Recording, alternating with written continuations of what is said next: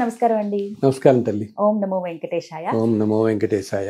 గురుగారు సుప్రభాతం ఇప్పుడంటే కాస్త తగ్గిందని చెప్తానండి. కానీ కొన్నేళ్ల క్రితం ఉదయం లేవడం స్టార్టింగ్ అసలు సుప్రభాతంతోనే. మనం ఏ ప్రాంతంలో ఉన్నా, మనం కానీ తిరుమలలో ఉన్నామా అనే భావన కలుగుతుంది ఒక్కసారి కళ్ళు తెరిచి కొంచెం మగత నిద్రలో వింటే గనక. అలాంటి సుప్రభాతాన్ని ఇంకా స్వామిని ఆ రూపాన్ని అలా కళ్ళకు కట్టినట్టుగా మనకు చూపించేటువంటి సుప్రభాతం.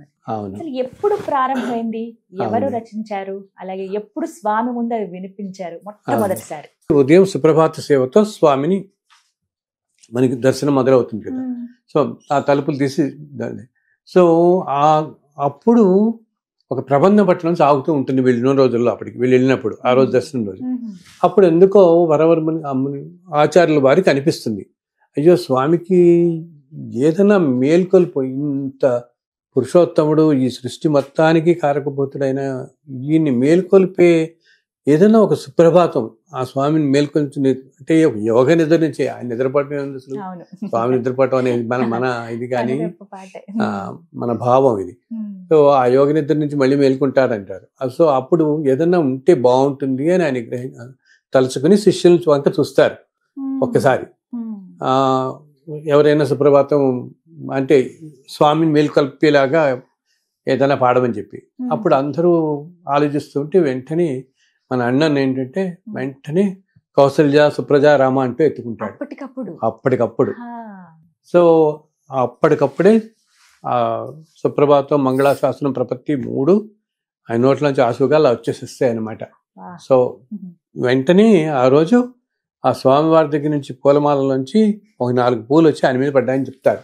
స్వామి కూడా చాలా సంతోషించారు అని.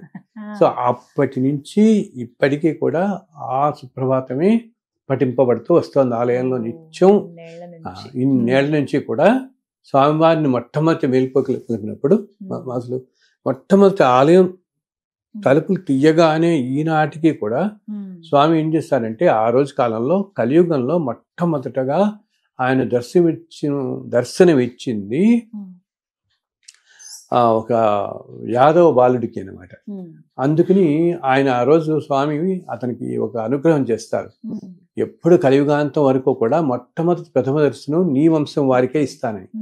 అందుకని ఈనాటికి కూడా ఉదయం ఆలయం తలుపులు తీయగానే మొట్టమొదటి వెళ్ళి ఆ యాదవ వంశంలో ఉన్న వాళ్ళు ఇప్పటి వాళ్ళు ఆ వంశం వాళ్ళే, ఆ వంశీకులే లోపలికి కాగడా తీసుకుని లోపలికి వెళ్ళి తలుపులు తీసేది మొట్టమొదటి వారే దర్శనం చేసుకుని వస్తారు. ఆ తర్వాత అర్చకులు, ఆలయ అధికారులు వీళ్ళందరూ వెళ్తారు. అండ్ ఇంకా విచిత్రం ఏంటంటే తలుపు మనం మూసివేస్తాం కదా రాత్రప్పుడు, ఆ వేసినప్పుడు కూడా వీళ్ళ దగ్గర ఒక విచిత్రమైన కుంచెకోల అని ఉంటుంది. దాంతో ఏంటంటే ఈ తలుపుకి ఒక చిన్న రంధ్రం ఉంటుంది, ఈ రంధ్రంలోంచి ప్రెస్ చేసి వాళ్ళు లోపల గడిని బయట నుంచే వేస్తారు. వాళ్ళ దగ్గర తరతరాలుగా వస్తుంది. ఎన్నో అసలు ఇప్పటికీ అలాగే అసలు తిరుమల ఆలయంలో తల్లి ఎన్ని రకాల సంప్రదాయాలు, ఎన్ని రకాల విశేషాలు ఉన్నాయో అన్నమాట. ఇప్పటికీ కూడా ఆ కుంచెకోలని చెప్పి దాని ఆ చిన్న హోల్ నుంచి చేసి లోపలికి బయట నుంచి లోపల గడియ పడుతుంది. సో ఇతను కూడా వెళ్ళి ఈ కుంచెకోల తీసుకుని దాన్ని తీస్తారు, లోపల గడిని తీయటం బయట నుంచి తీసి తలుపులు తీసుకుని ఫస్ట్ ఈ యాదవ భక్తుడే, ఈ యాదవ తరంలో వాళ్ళ తరాల్లో వస్తున్న ప్రస్తుతం ఉన్న వాళ్ళల్లో వాళ్ళ కుటుంబాల్లో ఎవరో ఒకరు వెళ్ళొచ్చు ఆ రోజు. సో ఎంత అదృష్టం ఆ కుటుంబాలకి కదా. ఇప్పటికి కూడా మొట్టమొదటి ప్రథమ దర్శనం నీకే అనుగ్రహిస్తాను అన్నాడు ఆ వంశం వాళ్ళకే అన్నమాట. సో వారు వెళ్ళి వచ్చిన తర్వాత అప్పుడు అర్చకులు వెళ్తారు. ఆ తర్వాత మన ఆలయ అధికారులు అంటారు, వాళ్ళు హారతి ఇస్తారు, సత్కార హారతి అంటారు. ఇట్లా వీళ్ళందరూ వెళ్ళటం అవుతుంది. అండ్ మొట్టమొదట స్వామి తలుపులు తీయగానే ఫస్ట్ సారి ఆయన ఇచ్చే దర్శనాన్ని వాళ్ళు అక్కడ విశ్వరూప దర్శనం అని అంటారు. ఆలయ సంప్రదాయాల్లో విశ్వరూప దర్శనం అంటే ఆలయం తలుపులు తీయగానే మొట్టమొదటి స్వామి కనపడటం అనమాట. మళ్ళీ రాత్రి నిద్ర నుంచి మేల్కొన్న తర్వాత ఆయనకి రాత్రి పావళింపు సేవప్పుడు ఆయనకంతా కూడా ఒక బయట పట్టు మంచం అన్ని వేస్తారు ఆయనకి. దాని మీద శ్రీనివాసమూర్తిని అక్కడ పెడతారు రాత్రి. ఆ పావళింపు సేవ అవన్నీ కూడా మళ్ళీ బయట తీసుకొస్తారు. తీసుకొచ్చి ఎప్పుడైతే ఇతను ఆలయం లోపలికి తలుపులు తీయటం మొదలు పెడతాడో ఆ స్వామికి ఎదురుకుండా నుంచుని ఈ అర్చక స్వాములు కౌసల్య సుప్రజారామ అంటూ మొదలు పెడతారు. ఈ లోపల ఇవన్నీ జరుగుతుంటే వైభవంగా సుప్రభాతం చదవబడుతుంటుంది. ఈ సుప్రభాతం తిరుమల కొండలంతా కూడా ప్రతిధ్వనిస్తూ ఉంటుంది అనమాట. ఆ సుప్రభాతంతోనే అసలు ఆయన మేల్కొంటాడు, జగత్తంతా మేల్కొంటుంది అని అంటాం. అండ్ దాంట్లో అసలు ఎంతో వైబ్రేషన్ ఎంతో ఉంటుంది అనమాట. దాంట్లో ఏ సమయానికి ఉదయం 3 గంటలకి బ్రహ్మముహూర్తం ఉంటారు. తెల్లవారుజామున 3 గంటలకి రోజు సుప్రభాతం అవుతుందమ్మా. ఆ సమయంలో అనమాట. ఇది మన వాళ్ళకి చాలా అసలు 50 సంవత్సరాల క్రితం మీరు అన్నట్టు ఎంతో మంది ఇళ్లలో అప్పటి తరం వాళ్ళు అసలు ఉదయం సుప్రభాతం చదివితే గానీ ఒక కాఫీ కూడా తాగేవారు కాదు. అంతే వినటం చదవటం. అసలు కొంతమంది ఇళ్లలో గట్టిగా మాట్లాడుతూ చదివేసేవాళ్ళు, ఇళ్ళతో వినపడుతూ ఉంటుంది. వాళ్ళు చదువుతుంటే వాళ్ళు పనులు చేసుకుంటూ చదివేసుకుంటూ ఉండేవాళ్ళు. అంత మనకందరికి అసలు స్వామివారు అనగానే సుప్రభాతం అటు స్వామివారి నామం ఈ రెండు వెంటనే గుర్తొచ్చేస్తాయి మనకి ముందు. అంత ప్రశస్తి అనమాట. సో అక్కడతో ఆ సుప్రభాతం రాసిన ఆ ప్రతివాద భయంకరాన్ని చర్చార్థుడయ్యాడు. అండ్ మనం అందరం కూడా ఎంతో ఆ స్వామివారి అనుగ్రహానికి పాత్రలయ్యాం ఈ విధంగా. చాలా మందికి తెలియదు అసలు, ఎప్పుడంటే చదువుతున్నారని చదివేసుకుంటాం కానీ చాలా అమూల్యమైన విషయం ఇది స్వామివారి గురించి. ఇంకొక విశేషం ఏంటంటే ఇక్కడ ఒక్క ధనుర్మాసంలో మాత్రం, ఇప్పుడు ధనుర్మాసంలో మాత్రం ఏం చేస్తారంటే సుప్రభాతం బదులుగా అక్కడ ఆలయంలో తిరుప్పావై చదువుతారు. ఈ నెల రోజులు తిరుప్పావై పఠనం జరుగుతుంది. 30 పాసురాలు ఈ నెల రోజులు. ఇప్పుడు ప్రస్తుతం ధనుర్మాసంలో ఉన్నాం కదా, ఈ ధనుర్మాసంలో మాత్రం మిగతా అన్ని రోజుల్లోనూ రోజు స్వామివారికి సుప్రభాతమే అనమాట. అర్చకులు కూడా ఎంత అదృష్టవంతులు. ప్రతిరోజు స్వామి ఎదురుకుండా నుంచిన సుప్రభాతం స్వామి చదువుతున్నారంటే ఆయన మేల్కొల్పటం అంటే వారి ఎంతటి అదృష్టవంతులు చేసుకున్నారు. ఒక క్షణం ఆయన్ని చూస్తే చాలని అంతటి భాగ్యం దక్కేది అర్చక స్వాములకి. నిజంగా వారిని తాకే అదృష్టం కూడా దక్కుతుంది.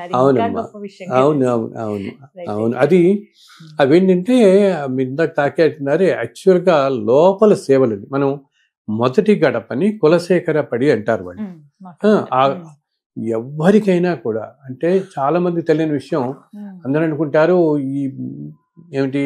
ఈ ప్రెసిడెంట్లు కానీ ప్రైమ్ మినిస్టర్లు కానీ వాళ్ళంతా లోపలికి వెళ్ళిపోయి దర్శనం చేసుకుంటాను. అసలు ఆ గడప దాటి లోపలికి ఎవ్వరు వెళ్ళరండి.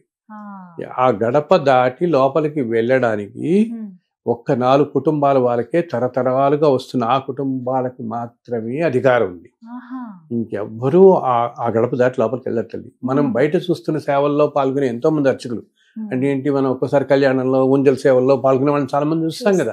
ఈ అర్చకులు వీళ్ళందరూ కూడా వీళ్ళలో కూడా చాలా మంది బయట సేవల్లో ఉండేవారే గాని లోపల స్వామి లోపలికి వెళ్ళి ఇప్పుడు సుప్రభాత సేవ, తర్వాత తోమాల అర్చన, ఈ సేవలన్నీ జరుగుతాయి కదా మనకి. రోజు ఉదయం ఉంటాయి కదా.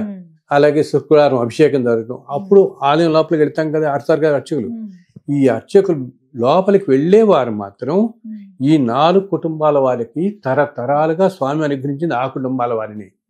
వారిలో ప్రస్తుత తరంలో ఉన్న వాళ్ళందరూ వాళ్ళు రోస్టర్ డ్యూటీస్ లా వేస్తారు. వీళ్ళకి మార్నింగ్ వీళ్ళు, తర్వాత వీళ్ళు, ఇట్లా ఈ తరాల్లో ఇప్పుడున్న పిల్లలు ఈ ఆచార్యులు ఎవరైతే ఉన్నారో వారు మాత్రం లోపలికి వెళ్ళి స్వామికి అంటే ఏంటి అన్ని సపర్యలు చేయడానికి స్వామికి వీళ్ళకి మాత్రమే అధికారం ఉంది.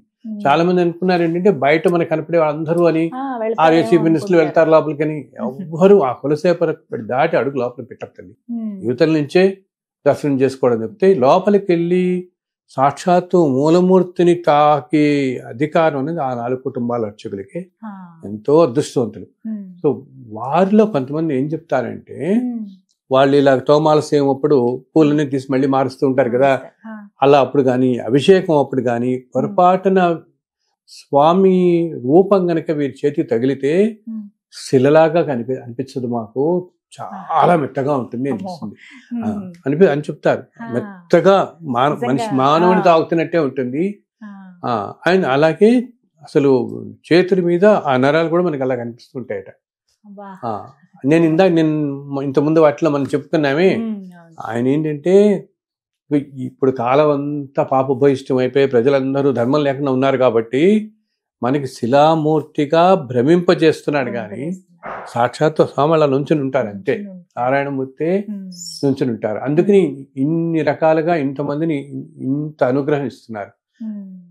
ఇంకా విశేషం శుక్రవారం అప్పుడు అభిషేకం చేస్తారు కదా, శుక్రవారం అభిషేకం సమయంలో స్వామి వారికి ఉన్న ఆభరణాలన్నీ తొలగిస్తారు. ఒక్క శంఖం చక్రం మాత్రం ఎటువంటి పరిస్థితుల్లోనూ సడలించరు. వాళ్ళు సడలించడం అంటాం, సడలించరు, ఎప్పుడు ఉంటాయి. శంఖ చక్రాలు మాత్రం ఎప్పుడు ఉంటాయి అనమాట. ఈ విగ్రహాలన్నీ తీసి ధోతి కట్టి అభిషేకం చేస్తారు. అది నిజరూప దర్శనం మనకి జరుగుతుంది ఆ రోజు. సో స్వామి ఏంటంటే 9 అడుగులు ఎత్తుంటారు. అందుకని అభిషేకం చేయించే అర్చక పురుషులు కూడా ఒక స్టూల్ వేసుకుని అర్చన చేస్తారు. అప్పుడుట గోరువెచ్చటి నీటితో చేస్తారు.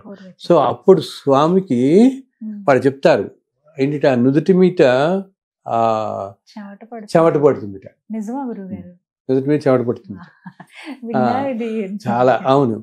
అండ్ స్వామివారి ఇప్పుడు ఈ అభిషేక తీర్థం అంతా కూడా తల్లి దానికి ఎన్నో సుగంధ ద్రవ్యాలతో వాడతారు. ఆకాశగంగ నుంచి తీర్థం నీరు తీసుకొస్తారు ప్రతిరోజు కూడా, తీసుకొచ్చి దాంట్లో ఈ సుగంధ ద్రవ్యాలన్నీ కలిపి దాంతో స్వామివారికి అభిషేకం చేస్తారు. ఆ అభిషేక తీర్థం స్వామి చేతుల మీదుగా కారుతూ ఉంటుంది. అవన్నీ పట్టుకుని అవి బాటిల్స్ లో వీళ్ళు మనకి అభిషేక తీర్థంగా ఇస్తారు. అలాగే అభిషేకానికి ముందు రోజు గురువారం రోజు ఏం చేస్తారంటే స్వామివారి నామాన్ని సన్నగా చేస్తారు. సన్నగా చేసి ఆభరణాలన్నీ తగ్గిస్తారు. అందుకని మనం ఎప్పుడైనా మామూలు మనం అందరం ఇదంతా భక్తులంతా కూడా మనం గురువారం రోజు కనుక దర్శనానికి వెళితే స్వామి సన్నటి నామంతో చాలా కళ్ళు కూడా మనకు కనిపిస్తూ ఉంటాయి. నేత్ర దర్శనం కూడా జరుగుతుంది. అండ్ నిజ రూపం ఆల్మోస్ట్ చాలా మటుకు మనకి కనిపిస్తుంది. ఇంత తగ్గుతుంది అనమాట. చాలా ఆభరణాలని తగ్గించి ఇంకా స్వామి ఏంటంటే శుక్రవారం అభిషేకానికి సంసిద్ధమై ఉంటాడనమాట ఉదయం. సో బుధం ఏం చేస్తారు, ఇంకా అభిషేకం చేసే ముందు స్వామివారికి చెప్పాను కదా అన్ని అంత ముందు రోజే తీసి సిద్ధమై ఉంటారు ఇంకా స్వామి. అప్పుడు నామాన్ని సడలిస్తారు. అంటే మనం సాంప్రదాయంలో తీయటం అనకూడదు కాబట్టి భగవంతుడిది సడలించటం. ఆ సడలించినప్పుడు ఆ స్వామివారి నామం ఆ పచ్చకర్పూరం అమ్మ, పచ్చకర్పూరంతో పెడతారు స్వామికి నామం అనమాట. అది అభిషేకం ముందు తొలగించేటప్పుడు అదేమవుతుంది, సడలించినప్పుడు అదంతా స్వామివారి పాదాల మీద పడుతుంది. దాన్ని వీళ్ళు చిన్న చిన్న ప్యాకెట్స్ లో తీసి కలెక్ట్ చేసి దాన్ని అక్కడ ఆలయ సంప్రదాయాల్లో శ్రీపాదరేణువు అంటారు. ఆయన పాదాల మీద పడింది ఇదనమాట కర్పూరం. అది మన వాళ్ళకి నీటిలో తీసుకుని ప్రసాదంగా తీర్థంగా తీసుకోవచ్చు.